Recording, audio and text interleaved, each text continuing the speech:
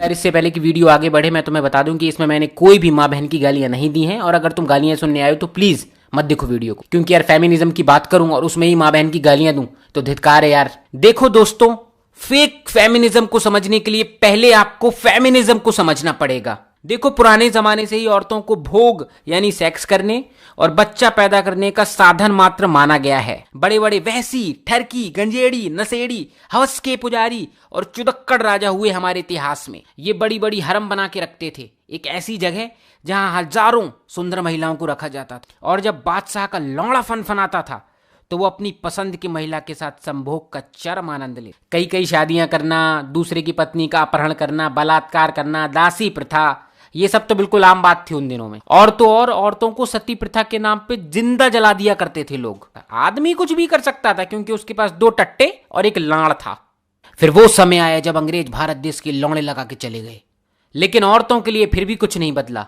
आदमी पढ़ाई के लिए, औरतें ठुकाई के लिए। आदमी मैदान में खेलेगा, औरतें खटिया में खेलेंगी। आदमी स्कूल जाएगा, औरतें रसोई में जाएंगी। आदमी नेता बनेगा, औरतें मां बनेंगी। कुल मिलाकर आदमी अपने आप को हमेशा से सुपीरियर समझता रहा है क्योंकि उसके सीने में बाल और नीचे एक लंड रहा है। पर कुछ लोग विदेश में रहकर आए, पढ़कर आए और वहां पर उन्होंने देखा कि वहां की औरतें ही डिल्डो पहनकर आदमी की गांड मार लेती हैं और हमारे यहां औरतों के साथ इतना अत्याचार हो रहा है।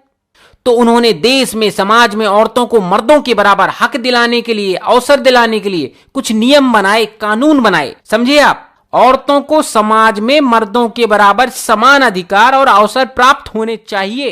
इसे ही फेमिनिज्म कहते हैं, यानी कि नारीवाद कहते हैं। लेकिन जब इस फेमिनिज्म का कोई दिखावा करता है, ढोंग करता है, सिर्फ पब्लिसिटी के लिए, थोड़े से नाम के लिए, पब्लिक में अच्छी इमेज के लिए, काम के लिए, पैसे के लिए, तो उसको हम कहते हैं फेक फेमिनिज्म, यानी कि नकली नारीवाद। और एक बात गांठ बांध लो, लड़के अपने लंगोट में गांठ बांध लें और लड़कियां अपनी ब्रा की हुक में गांठ बांध लें। फेमिनिज्म का मतलब है स्त्री को, नारी को, औरत को आदमी के बराबर हक मिले, अवसर मिले, उससे ज्यादा नहीं। बराबरी की बात हो रही है यहाँ पे, सुपीरियरिटी की नहीं। समझे? अब इन मैडम की बात सुनो जरा। ये रोडीज है यहाँ पे, चाहे वो लड़का हो चाहे वो लड़की हो, हम दोनों में कोई फर्क नहीं देखते। Meanwhile, ये जो तू बोल रहा है ना, एक नहीं 5 लड़कों के साथ गई थी। सुन मेरी बात, it's her choice. Nobody gives you the fucking right to slap a girl. देखो यार, चॉइस के हिसाब से ना चीजें नहीं चलती। चीजें चलती हैं सही और गलत के हिसाब से, नियम कानून के हिसाब से, लॉजिक के हिसाब से। इस नकली नारित्व की प्रतिनिधि का कहना है कि इस चप्पल चूतिए को अपनी गर्लफ्रेंड को थप्पड़ मारने का कोई भी अधिकार नहीं है, कोई भी राइट नहीं है, चाहे वो इसके साथ सोए या चाहे वो 10 के साथ सोए। It's her choice. मतलब रिलेशनशिप, कमिटमेंट, प्यार, वफा, वादे, कस्में, इन सब की कोई वैल्यू नहीं है। लड़की जो चाहे करे, करने दो, इट्स हर चॉइस। तो फिर भाई कल को मैं भी नंगा होकर अपना लौड़ा पकड़ के सड़क में निकल जाऊं और उसको हिलाऊं और किसी को कोई प्रॉब्लम भी नहीं होनी चाहिए क्योंकि इट्स माय चॉइस। पर भाई ऐसा होता नहीं है रियलिटी में। कोई वहीं पे तेल लगा के मेरी गांड मार लेगा और पुलिस आके अलग से डंडा दे देगी मेरे पिछवाड़े में। देखो, एक खबर पढ़ो और समझो उसको। अब हम इस खबर की ना जरा डिटेल में जाएंगे। एक लड़की अपने घर से डिल्डो डाल के अपने पर्स में निकलती है। बहुत सेक्सी ड्रेस उसने पहन रखी है, बहुत सुंदर है। भाई कुछ भी पहने, कुछ भी करे, कैसी भी हो, उसकी चॉइस है, उसकी लाइफ है, हमें कोई दिक्कत नहीं है। ठीक है, done, no comments, no problem, सब कुछ ठीक है, इट्स हर चॉइस। और दूसरी तरफ ये गरीब आदमी फटेहाल जिसके पास पहनने को कपड़ा नहीं है, लत्ता नहीं है, उसकी बीवी अभी अभी पड़ोसी के साथ भाग गई है। लेकिन भाग जाने तो हमें कोई दिक्कत नहीं है। क्यों? क्योंकि उसकी बीवी की चॉइस है, इट्स हर चॉइस। उसने जो कुछ किया सही किया, हमें कोई प्रॉब्लम नहीं है। ठीक है, ये भी ठीक है।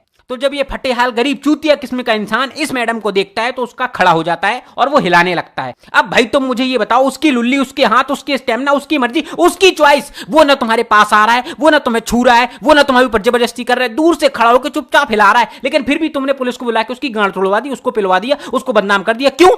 उसकी चॉइस का तो तुमने कोई ध्यान नहीं दिया, उसकी चॉइस की तो तुमने कोई रिस्पेक्ट नहीं करी। अरे इसका डिल्लो छीन के थोड़ी उसने अपनी गांड में डाल लिया था, चुपचाप कर रहा था वो तो जो कर रहा था। ये तो वही बात हो गई ना कि इट्स हर चॉइस है तो सबको ठीक है, लेकिन इट्स हिज चॉइस है तो सब कुछ गलत है। हालांकि ये इंसान जो कुछ कर रहा है वो गलत है, पब्लिक प्लेस में ये सब नहीं करना चाहिए। अरे घर में हिलाओ, सब हिलाते हैं, पर चॉइस के हिसाब से तो बंदे ने कुछ नहीं किया ना। क्या बिगाड़ रहा था वो किसी का? तुम ये बताओ। घर में भी मुट्ठी नहीं मार रहा वो डर के मारे कि कोई देख ना ले। बताओ उसने क्या गलत किया? पर अब तुम कहोगे कि वो पब्लिक प्लेस में ऐसा कर रहा था, अश्लीलता फैला रहा था, इसीलिए उसको पुलिस ने पकड़ा, मारा। एकदम करेक्ट। और यही मेरा पॉइंट भी है कि सिचुएशन, टाइम और प्लेस के हिसाब से डिसीजन लिए जाते हैं, स्टेटमेंट दिए जाते हैं और काम किए जाते हैं। ये नहीं कि हर जगह इट्स माय चॉइस। पहुंच जाओ कच्चे बनियान में, स्कूल मास्टर बोलेगा ऐसे क्यों आए हो, इट्स माय चॉइस। कोर्ट कचेरी में तो डोमेस्टिक वायलेंस, दहेज प्रथा और डाइवोर्स के तो केस ही नहीं होंगे। फिर पत्नी बोलेगी मेरा पति मुझे धोखा दे रहा है, पति बोलेगा it's my choice.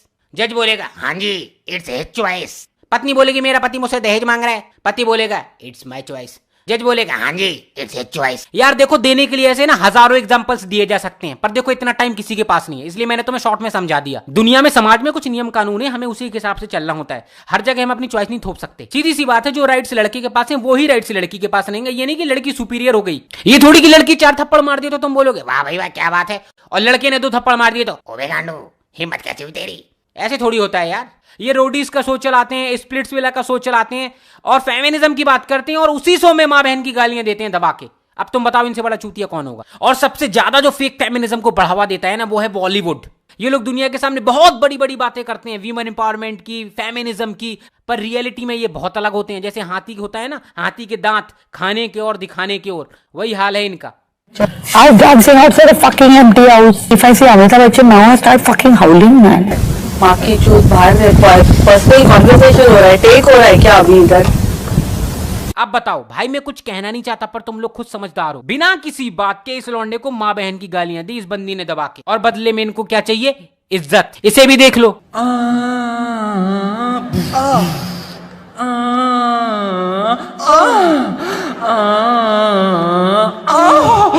I want the words. Sing with me.